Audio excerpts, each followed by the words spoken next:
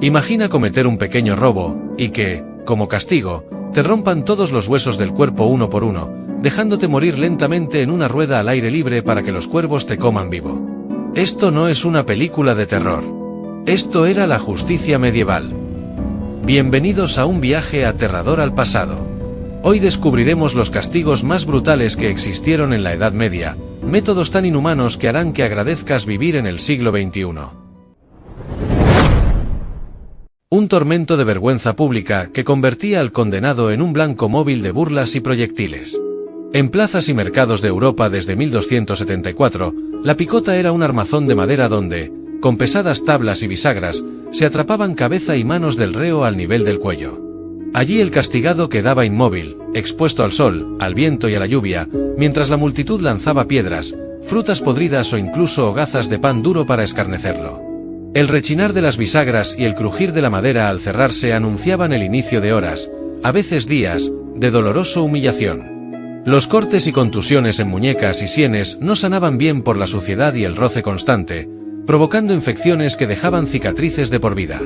Pero lo más atroz era el impacto psicológico. Despojado de identidad, el reo escuchaba risas y gritos sin poder defenderse, sintiendo como su propio cuerpo, anclado en la madera, se convertía en el instrumento de su degradación. Cuando por fin lo liberaban, muchos preferían el olvido antes que enfrentar las miradas de quienes habían presenciado aquella humillación. A simple vista, parecía una tortura menos sangrienta que otras, pero el tormento de la cuerda no necesitaba cuchillas ni fuego para destruir a una persona. Bastaba una soga, una polea y el silencio de una celda para convertir el cuerpo en su propio instrumento de dolor. El prisionero era llevado ante un gancho, normalmente en una cámara subterránea. Le ataban las manos a la espalda y lo izaban lentamente, como si lo fueran a colgar. Pero no moría ahí.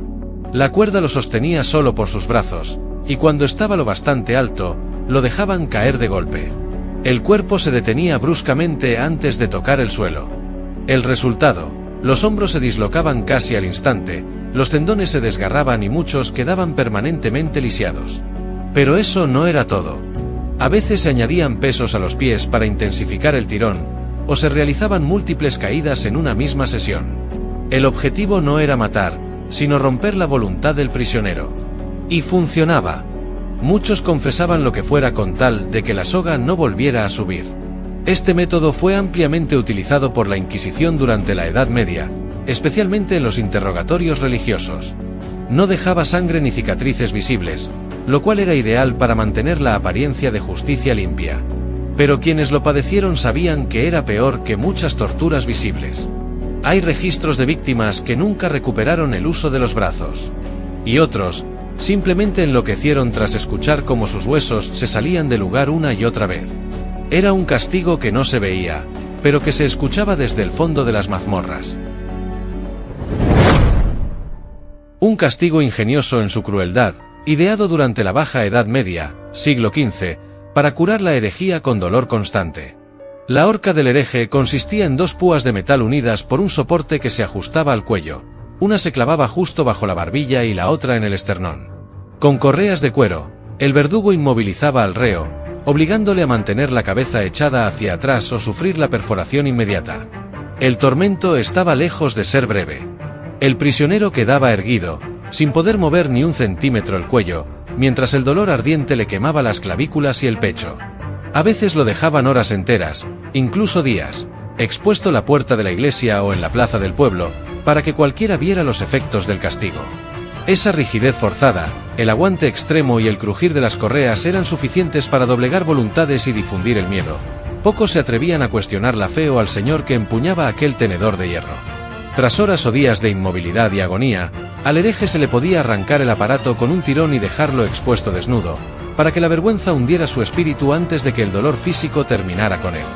Además, el roce continuo de las púas y el sudor acumulado herían la piel alrededor del cuello, favoreciendo infecciones que, en muchos casos, resultaban mortales días después. Si estás llegando hasta aquí, felicidades, tienes estómago fuerte. Pero esto no ha terminado. Los próximos tormentos son aún más inhumanos. ¿Crees que podrías sobrevivir a la horca del hereje? Déjamelo en los comentarios, y no te pierdas lo que viene, porque hablaremos del método favorito de Vlad el Empalador para aterrorizar a sus enemigos. Un tormento diseñado para destrozar cada hueso del pie, sin conceder la muerte inmediata. En los territorios de la Corona de Aragón, a finales del siglo XIV, la bota española apareció como un instrumento de intimidación perfecto. Allí, el verdugo introducía el pie y parte de la pierna del reo en una funda de hierro, o a veces de madera forrada con metal. Con martillos y cuñas de hierro, ajustaba paulatinamente las cuñas alrededor de la extremidad. Primero apretaba para causar contusiones, luego golpeaba con fuerza creciente, aplastando tobillos, metatarsos y tendones. Pero lo más cruel no era la fractura instantánea, era la espera. El prisionero quedaba inmovilizado con la pierna atrapada en la bota, incapaz de aliviar el dolor, mientras la herida se infectaba en la humedad de la mazmorra. Algunos agonizaban durante días, gritando al ritmo de cada martillazo, antes de sucumbir a la gangrena. Los señores feudales empleaban la bota española como escarmiento público, la exponían en los patios del castillo para que nadie olvidara el precio de la desobediencia. Era un recordatorio brutal de que el sufrimiento prolongado era la mejor arma de control. Un castigo tan cruel que convertía el cuerpo humano en un rompecabezas de huesos rotos. Así era la rueda de la muerte, uno de los métodos de tortura más brutales de la historia. En la Europa del siglo XIV todo comenzaba en la plaza, donde el verdugo ataba al condenado a una enorme rueda de madera. No era una muerte rápida, era un espectáculo calculado para maximizar el dolor. Con una barra de hierro, el ejecutor rompía metódicamente tobillos, rodillas y caderas, en ese exacto orden, para asegurarse de que la víctima siguiera consciente mientras su cuerpo se convertía en pulpa. Pero lo peor venía después. La rueda se elevaba sobre un poste, dejando al destrozado criminal a merced del clima y los cuervos hambrientos. Algunos agonizaban durante días, escuchando cómo los pájaros picoteaban sus heridas abiertas. Los registros históricos cuentan casos de hombres que sobrevivieron hasta 9 días en este infierno, rogando por una muerte que no llegaba. Las autoridades medievales querían que todos vieran lo que pasaba si desafiabas la ley. Y funcionaba. Después de presenciar una ejecución en la rueda, hasta el ladrón más audaz pensaba 2 veces antes de robar un pedazo de pan. Algunas ciudades medievales alquilaban su rueda a pueblos vecinos para ahorrar costos. Porque, en la Edad Media, hasta la tortura era un negocio.